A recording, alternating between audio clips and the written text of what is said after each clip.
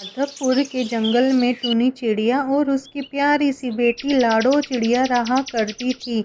ऐसे ही कुछ दिन बीत जाते हैं। टूनी चिड़िया एक प्यारी सी बेटी को जन्म देती है जिसका नाम पिंकी रखा जाता है। लेकिन टूनी चिड़िया की चिंता बहुत ही बढ़ गई थी क्योंकि जंगल में चारों तरफ सूखा पड़ गया था, जिस वजह से जंगल में पानी और भोजन नहीं मिल रहा था।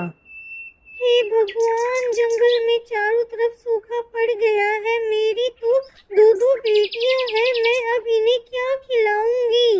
मैंने तो खुद 2 दिन से कुछ खाया ही नहीं है। मम्मा, मुझे जोरों से भूख लग रही है। मुझे कुछ खाने को दो। मुझे कुछ खाना खिला सकती हो क्या?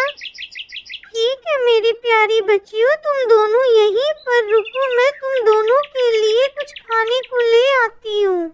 ऐसा कहकर टूनी चिड़िया जंगल में भोजन की तलाश के लिए चली जाती है। टूनी चिड़िया पूरा दिन जंगल में घूमती है लेकिन उसे कहीं पर भी भोजन नहीं मिलता। टूनी चिड़िया को भोजन ढूंढते ढूंढते शाम हो जाती है लेकिन उसे भोजन नहीं मिलता और वह बहुत ज़्यादा थक जाती है, इसलिए वह आराम करने के लिए एक पेड़ पर बैठ जाती है।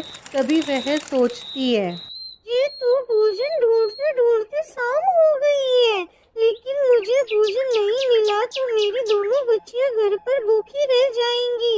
मैं अपनी बच्चियों को क्या खिलाऊं? तभी वह देखती है कि साधु कबूतर उसके पास आ रहे हैं। टूनी बेटा, क्या हो गया है? तुम इतनी उदास क्यों लग रही हो और तुम्हारे चेहरे पर ये उदासी का कारण क्या मैं जान सकता हूँ? अरे साधु कबूतर, मैं तुम्हें क्या बताऊं? मैं सुबह से जंगल में भोजन की तलाश में भटक रही हूँ लेकिन शाम हो गई है, अब तक मुझे भोजन नहीं मिला। ये बेटा, तुम उदास मत रहो, मैं तुम्हें जादुई पेन देता हूँ और ये पेन कोई ऐसा वैसा पेन नहीं है। इस पेन से जो कोई कुछ भी लिखता है वह असली में बन जाता है।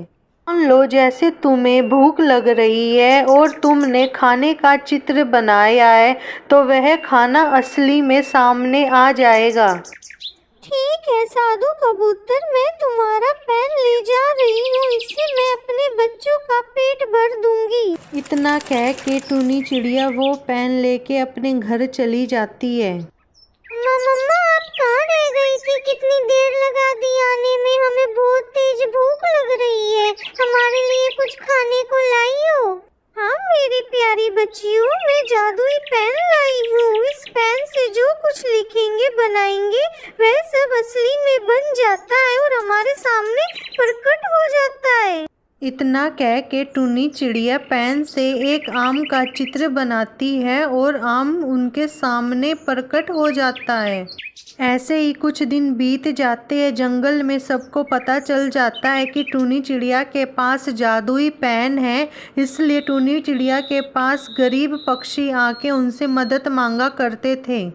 टूनी चिड़िया, मुझे एक तरबूज दे दो, मैंने कुछ दिन से भोजन नहीं किया है। टूनी चिड़िया एक तरबूज का चित्र बनाती है और वह तरबूज सामने आ जाता है। ऐसे ही टूनी चिड़िया जंगल के सारे पक्षियों की मदद करने लगती है। इस वजह से जंगल के पक्षी खुशी से रहने लगते हैं, झूम उठते हैं।